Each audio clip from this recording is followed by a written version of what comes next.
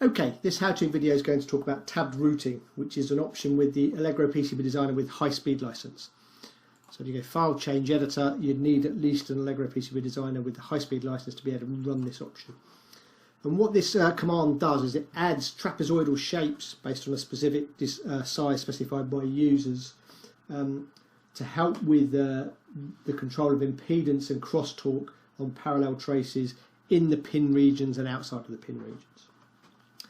So the way we use this command is available from the root. It's unsupported prototypes, tabbed routing, and then we've got a generate tab, we've got a move tab, a delete tab, and an analyze option, which I'll cover in this demo. So generate tab basically gives us the different size options that we have for adding these tabbed routes.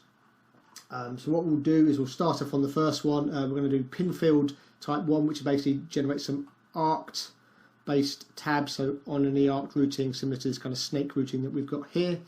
We specify the values as 6, 10 and 5, and then you pick the C lines that you're interested in. So I'll pick the area that I want to add the tabs on, and you can see it adds these kind of little trapezoidal shapes on the arcs all the way through this pin field. The next option I want to do is we'll go in and we'll add effectively pin field 1. So this is still in the pin field area, but I'm going to base it on the lines. This is parallel lines versus arc shapes. So we'll then set the options that we've got here, so 6, 10, 5 and 17. Now when you set the values here, you can actually click on save and then they get written, so that the next time you chop and change you can see these values will actually update as you go along. So if I window select the tracks that I'm interested in, those trapezoidal shapes get added to this section.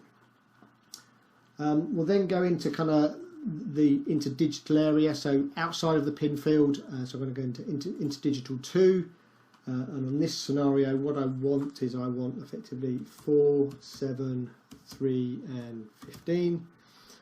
I can then window again the tracks that I'm interested in and the shapes get added, and then finally we'll do another into digital 2, but this time we'll set the values as let's go 5. And we can use the tab key to cycle through these boxes so you can quickly populate them as required, and then window set the tracks and the trapezoidal shapes get added. So that's a way to effectively add and generate these shapes that we need.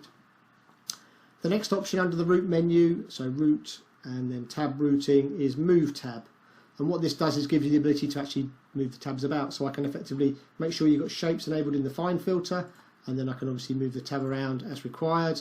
If we come into the arc area and I move this, it will actually stay on the arc, and you'll notice if I get to a pin and I start to create a DRC error, it will actually flag up as a DRC error as well, so it is DRC aware. We've also got an option for deleting tabs, so if I wanted to come in and delete a tab, I can delete a tab as I would normally, so left click to select the item that you want to delete, left clicking in blank space to confirm the delete. The final option we've got under the root menu is something called Analyze, and what this does is allows you to create rules based on effectively, let's clear all the nets here, effectively the tabs that you've got, so you can get an even number of tabs based on rule sets that you define. And the way we go through this is effectively we start off by adding the nets that we're interested in, so we can click on Add Nets and then literally just draw a window around the nets that we're interested in.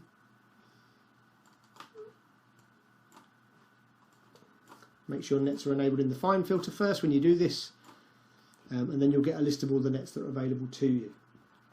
We then want to start to effectively create rules, and we can create rules based on tab count or tab pitch. So tab count, we're going to add a rule. I'm going to use effectively the pin fields, both of the pin fields, so you can add multiple items together if you want, and you can see it effectively as the rule type. I'm going to do this based on type.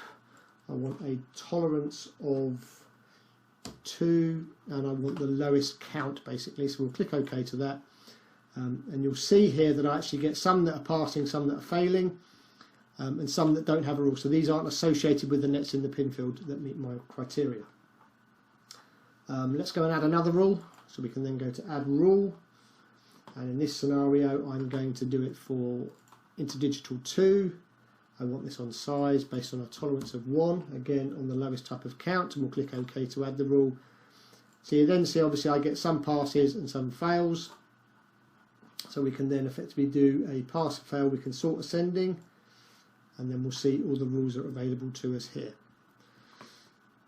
So if we click on effectively the first type, first one here, what we want to do is effectively look at what's going on here, and we can see effectively we've got a pass-fail with a delta tolerance.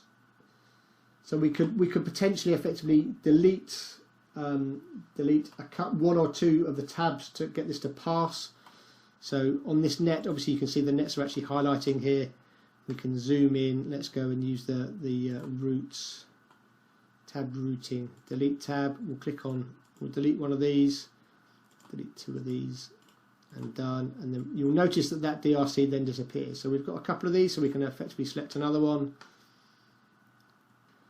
And again, similar kind of scenario. We've got a delta of 3, so we could delete some of these. So let's just go in and delete.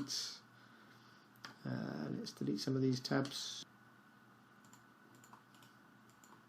And you can see the DRC disappear. So you can work your way through this list, deleting tabs or adding, or mainly deleting tabs to effectively get them to match, and then that would then match from a net point of view, and your crosstalk and impedance should be better.